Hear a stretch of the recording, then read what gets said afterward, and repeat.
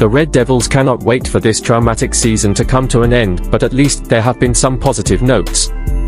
Whichever way you look at it, this has been a terrible season for Manchester United.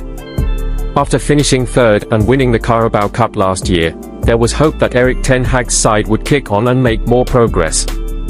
Instead, the team has taken many steps backwards.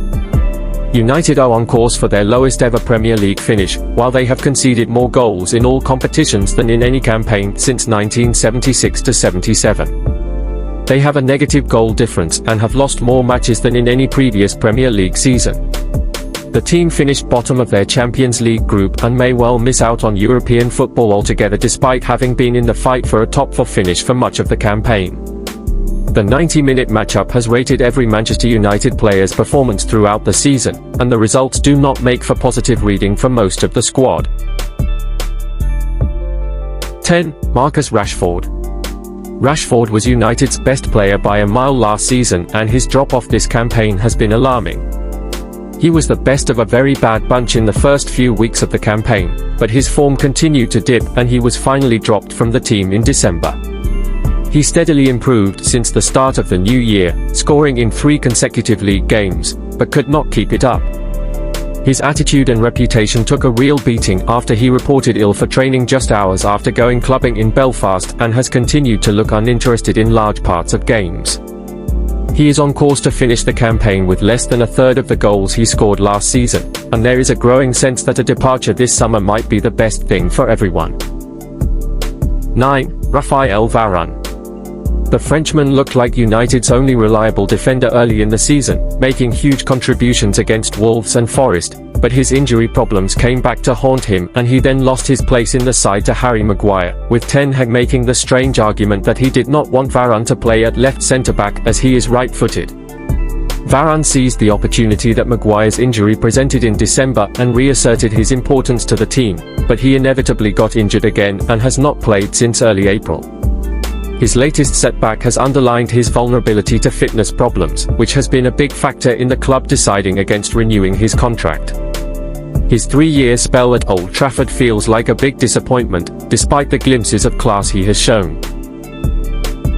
8. Andre Onana. The Cameroon international was one of the most intriguing signings of the summer and was tasked with transforming United's style of play after 12 years of David De Gea's timid playing out from the back. He had a disastrous start to life at Old Trafford, however, making huge errors against Bayern Munich and Galatasaray while showcasing sloppy goalkeeping against Brentford and Nottingham Forest. Onana staged a comeback from December onwards and was the hero of the penalty shootout win over Coventry. But he then had a topsy-turvy end to the season, making huge gaffes against Sheffield United and Burnley before being beaten by 2 long-range strikes at Palace. He should be United's number 1 again next season, although he must improve on his eventful debut campaign. 7. Rasmus Hojbjerg.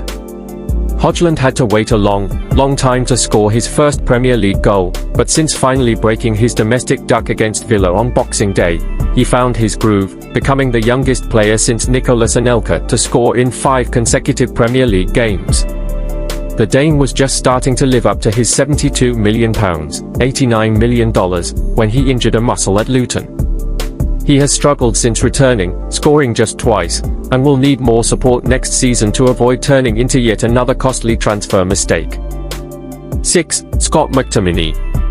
The Scotland midfielder was used sparingly by Ten Hag until his heroic cameo against Brentford in October, when he scored twice in added time to turn a disastrous defeat into an epic win.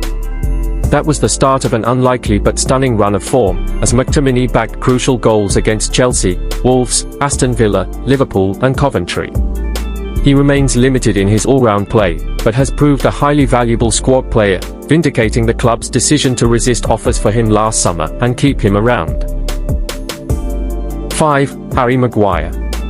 After a summer move to West Ham fell through, the former United captain was reduced to sitting on the bench and faced taunts from rival fans as well as a stream of abuse on social media.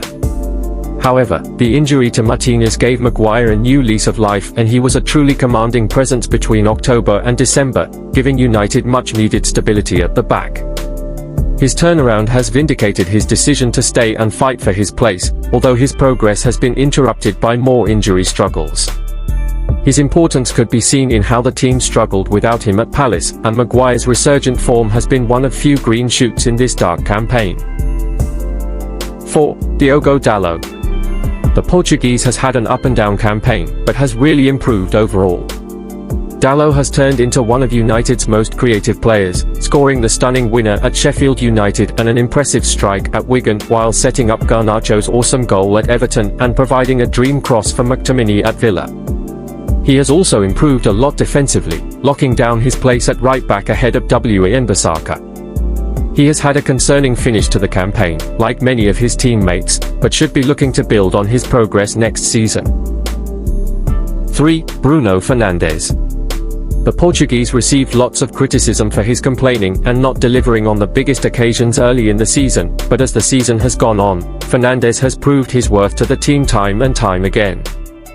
He has bailed United out with moments of brilliance against Nottingham Forest, Burnley, Fulham, Liverpool and Sheffield United, and he is set to sign off the campaign as United's top scorer and their highest assist provider.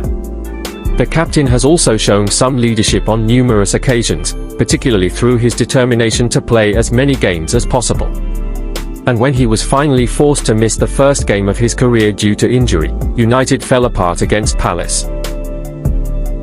2. Kobbie Mainoo.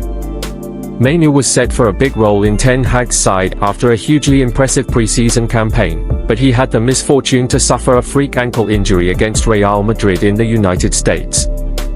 Almost 4 months later, the 18-year-old finally made his full Premier League debut against Everton, and it was more than worth the wait.